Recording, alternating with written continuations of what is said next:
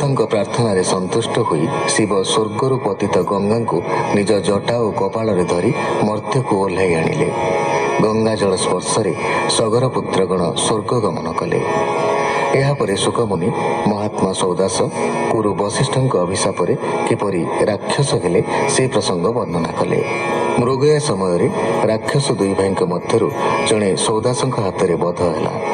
ପ୍ରତିଶୋଧ ନେବା ପାଇଁ ସୌଦାସଙ୍କ ସୁପକାର ରୂପେ ଲୁଚିଥିବା ରାକ୍ଷସର ଭ୍ରାତା ଗୁରୁ ବଶିଷ୍ଠଙ୍କ ପାଇଁ ନରମାଂସ ରାନ୍ଧିଲା। ଆଘ୍ରାଣ ଦ୍ୱାରା ପରସା ଯାଇଥିବା ଖାଦ୍ୟ ନରମାଂସ ବୋଲି ଜାଣିପାରି ବଶିଷ୍ଠ ସୌଦାସଙ୍କୁ ରାକ୍ଷସ ହୋଇ ବନରେ ବୁଲି ନରମାଂସ ଭକ୍ଷଣ କରିବାର ଅଭିଶାପ ଦେଲେ।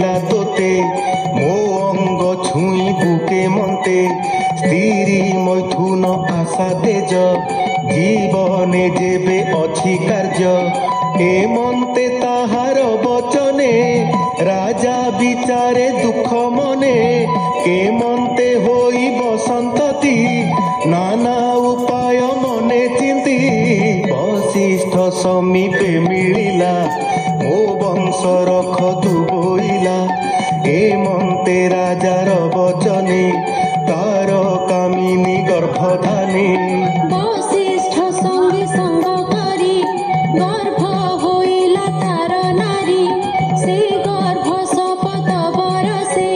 जन्म नहिला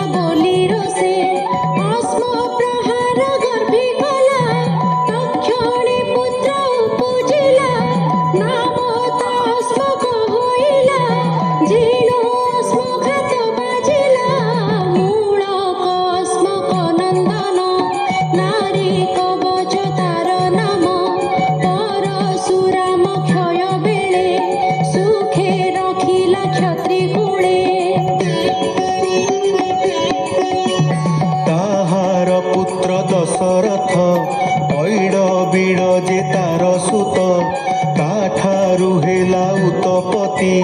ଯେ ବିଶ୍ୱ ସହ ନରପତି ଖଟ୍ୱାଙ୍ଗ ତାହାର କୁମର ଯୁଦ୍ଧେ ରଖିଲା ପୁରନ୍ଦର ସେ ମହିତଳେ ଚକ୍ରବର୍ତ୍ତୀ ଶୁଣ ରାଜନ ତାର ଗତି ଅସୁର ଯୁଦ୍ଧେ ଦେବଗଣେ ତାଙ୍କୁ ବରିଲେ ଯୋଦ୍ଧାପଣେ ସେ ପୁଣି ରିପୁଜିଣୀ ଯୁଦ୍ଧେ ବେଲାଣି ଇଚ୍ଛେ ଦେବ ମଧ୍ୟେ ଦେବେ ବୋଲନ୍ତି ରାଜା ଚାହିଁ ଯେ ବର ଇଚ୍ଛା ମାଗ ତୁହି ରାଜା ବୋଲ ଇନ୍ଦ୍ର ଚାହିଁ ବର କଳ୍ପିତ ମୋର ନାହିଁ ଇନ୍ଦ୍ର ତାହାର ମୁଖ ଚାହିଁ ବୋଇଲେ ତୁ ଯିବୁ କିମ୍ପାଇ ମୁହୂର୍ତ୍ତେ ଅଛି ତୋ ଜୀବନ ତା ଶୁଣି ବୋଲଇ ରାଜନ ମୋହର ସ୍ୱର୍ଗେ କାର୍ଯ୍ୟ ନାହିଁ କର୍ମ ଭୂମି କି ଯିବି ମୁହିଁ ହେମନ୍ତ ଇନ୍ଦ୍ର ଆଗ କହି ମିଳିଲେ ନିଜ ପୁରେ ଯାଇ মন নিবেশি হরিপাদে রোম পুলকে গদ গদে তক্ষণে রাই জন প্রজা ভুজ উভারি বলে রাজা মু যে ব্রহ্মণ্য কূলে জাত